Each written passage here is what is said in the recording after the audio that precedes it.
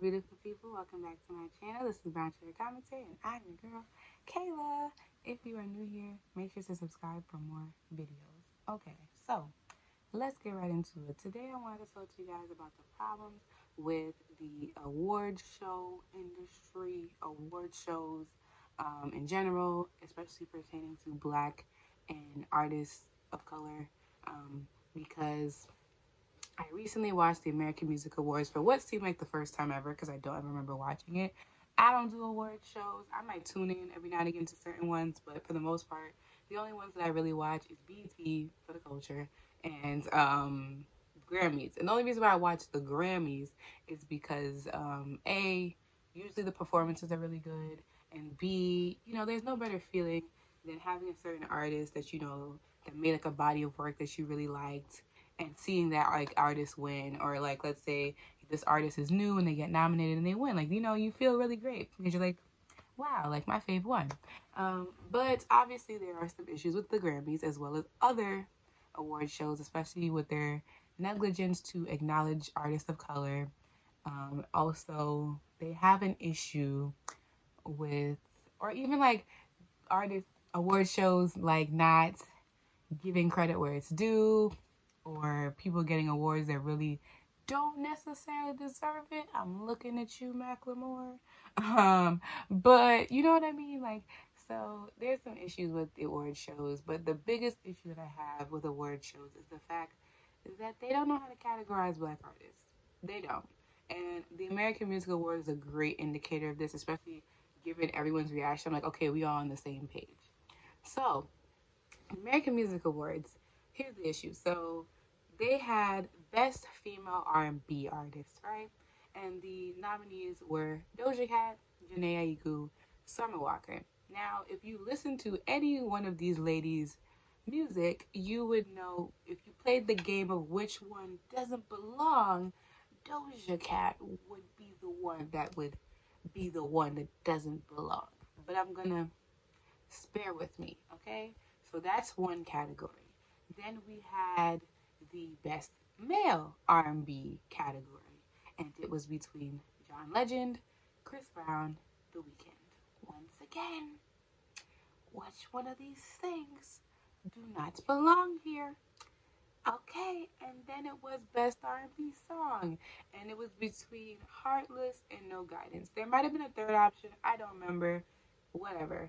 But once again, between those two songs, something is very different. Very different.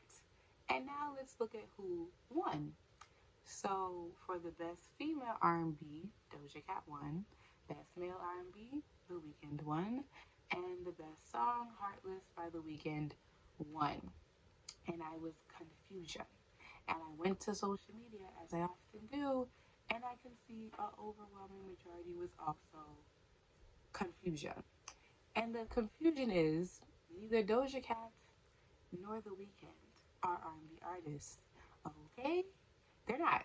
Like that's just facts. Like if you listen to their music, you don't consider their music R&B. Like Say So was played on every mainstream mainstream radio like station. Like, and same thing with Blinding Lights. Like played on very much mainstream. I feel like if you play it on Z100, I don't know what it's called in other places, but I know in most places their pop station is called Z100 or some variation of that. If you could play it on Z100, it's pop. Okay? And The Weeknd and Doja Cat is on full rotation in the pop stations. So they're not R&B. And it's like, what the hell is going on here? Because the biggest pop star of all time was a Black man. I know it's confusing to remember that sometimes because how he looked in later years. However, the man is Black and he was a big pop artist, yet now we're in 2020 and every time a Black person makes pop music, y'all are very much confused. And then what really interests me is the fact that y'all will, this person, because here's the thing, it's not no shade to Doja Cat or shade to The Weeknd. Both of them made amazing projects and they did, like the projects were good, the music was good. That's not the problem because it's really not their fault what category they really get put in. The issue is y'all will pick the most mainstream person and then put them in the category just for them to win, even though they were not necessarily the best in that category because that's not the genre of music that they are making. This is the same issue I had with the Grammys last year and the Lizzo treatment completely. I have my iPad here once again, my trusty iPad, to reference I'm going to look at or show y'all between the Grammys. I think it is Billboard Awards and even the Soul Train Awards. I wanted to bring something up, but when it came to the Grammy Awards last year, okay, when we go to the R&B categories, all right, let me tell you so I can be exact. Okay, so best R&B performance. I want you to hear the songs and the artists that were nominated and then think about what I'm trying to say. So we have Love Again, Daniel Caesar, Brandy, Could Have Been Her, Bryson Tiller, Exactly How I Feel, Lizzo and Gucci Mane, Roll Some More by Lucky Day, and Come Home, Anderson .Paak featuring Andre 3000. Granted, Anderson .Paak won this one, which makes sense because, you know, it was a good song. This was tough competition in terms of R&B. But one of these things don't belong. And I'm going to tell you what the one that doesn't belong. It's the Lizzo and Gucci Mane song. That song, if you ever heard it, is a pop song. Very pop. But let me keep going. Now we have Best Traditional R&B Performance. We have Time Today, BJ the Chicago Kid, Steady Love, NDRE, Jerome by Lizzo, Real Games, Lucky Day, Built for Love, PJ Morton, and Jasmine Sullivan. Jerome won that one, and I was very baffled because y'all not only put this in R&B, but you put it in traditional R&B. Y'all heard this song and said, yes, this song is true blue R&B. Like, what? If you listen once again to every song in this category, the other people that were nominated, and you listen to Jerome, you will hear a very big difference. Jerome is a pop ballad. It's a pop ballad. Yes, he kind of raps a bit in the song, but it is really not that different or far removed from an Adele ballad or something. And I don't think she got nominated for anything else. And then they put her music, her album in urban contemporary album, which is basically, we don't know where to put you because you black and we don't want to give you pop, but we also know you can't be in R&B, so we're going to put you in pop, urban contemporary, which makes no sense because once again, if you listen to 'Cause I Love You and some of these other albums, aka Steve Lacy's album or Now's album, you will hear there's a difference. There's a difference. And that's my issue. Lizzo made a pop album, and it's y'all put her music here, there, and everywhere, and then put her whole album urban contemporary, but yet you said one of her songs was traditional R&B. It doesn't make any sense. Majority of the songs that were on that album, an overwhelming majority of the songs on 'Cause I Love You are pop. It's a pop album. And let's stop it now. Stop it. Let me say something else. Let me see the Billboard Awards. So the Billboard Awards, this one was a little bit better. Because R&B artists not really, because we have top R&B artists were nominated. The nominees were Chris Brown, Khalid, Lizzo, Summer Walker, The Weeknd. Already, Lizzo, The Weeknd, not R&B. And Khalid is one of them artists that kind of flirts the line between R&B and pop to me. Because sometimes he can make songs that are very much R&B, let's say Location. Location to me is an R&B song. But then you got Talk. And Talk to me, I don't know. It's not necessarily mainstream bubblegum pop, but it's also to me not soul music either. Because that's the other thing. They put R&B and soul together, which, what? That doesn't. They also put pop and rock together, which is also weird. Somebody over there at the American Music Awards needs to get their ears checked, because why are those two lumped together like that? Anyway, also we have top male artists, Chris Brown, Khalid, The Weeknd. Khalid won, but once again, why was The Weeknd in there to begin with? Also female artists, we had Beyonce, Lizzo, Summer Walker. Summer Walker won, rightfully so, but what? Even Beyonce being there is like, what? Because, like, to me, Beyonce is not R&B to me. The only, like, true blue R&B album that she made were her first two and four.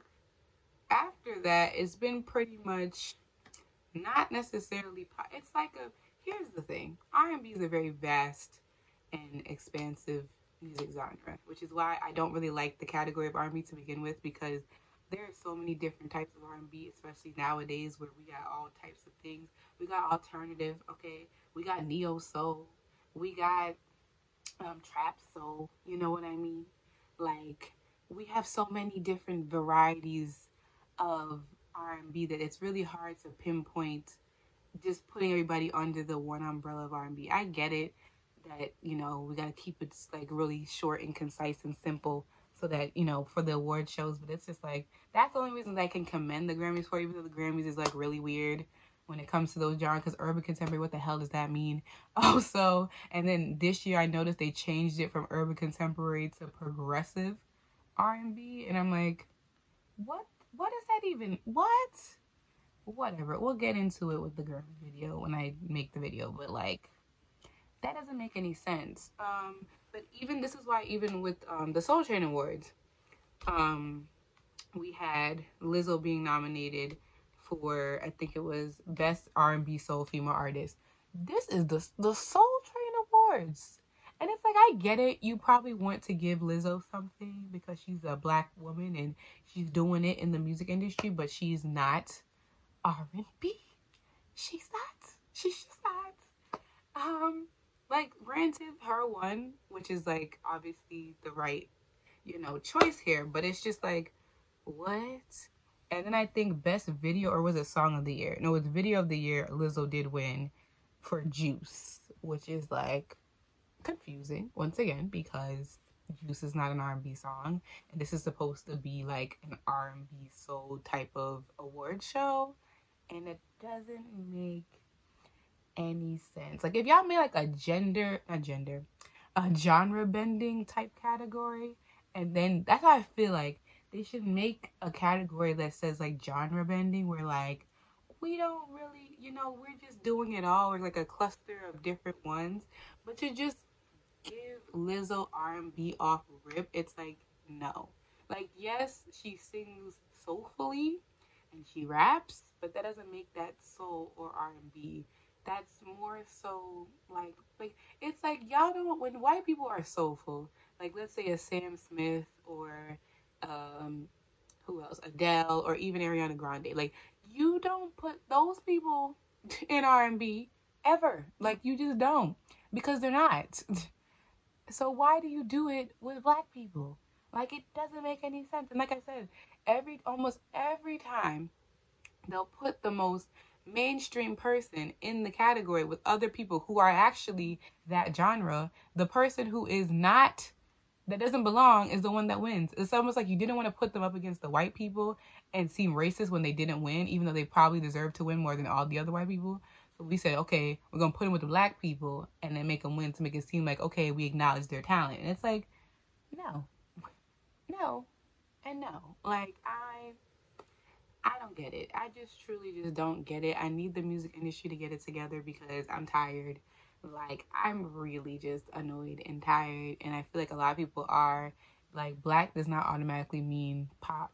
Automatically mean R&B. Like, black people can make pop music. Black people can make country music, rock music, whatever the heck they want. But it's like, it's time for you. And it's like, and these people are doing great. Like I said, Lizzo, there wasn't a place you went last year that you did not hear Truth Hurts or Juice, or, you know, even like Jerome or anything like that, or Good as Hell. Like, literally every song almost on the album was on some, like, was a radio hit. So it's like, yes, she deserves all the hype, all the whatever, but she needs to be in her respective categories. It's like, come on, she needs to be in her respective category and win. Like, cause I'm like, none of the other pop girlies was really truly doing it like Lizzo last year. Like, nobody.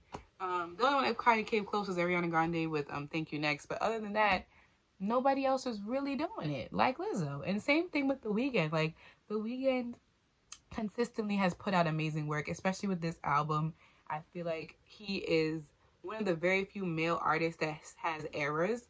Like, and I want to have a conversation about that as well. But, you know, we've seen him look beat up the entire After Hours era, and you got to commend him for it, to be consistent, because they don't do eras like that. At least male artists, they don't. Like, they just like, oh, this is my album and this is the music and moving on. But in terms of him with visuals, and like I said, good, like consistent hit after hit with the album and like making a cohesive project, The Weeknd is doing it. And he deserves to get awards. He deserves to get recognized. But he's not R&B. He needs to get this recognized for pop. And he would definitely mop up all these pop boys. Because who is doing it like The Weeknd in the pop, like male pop artists? None of them. None of them. So that's just my, you know, my gripes, my whatever with award shows. Let me know what you guys think about it. Do you think that the award show has a problem with their, like, you know, putting black artists where they belong in terms of categories? What, like, you know, just tell me what you guys think. Thank you guys for watching, and I'll definitely see y'all in the next video.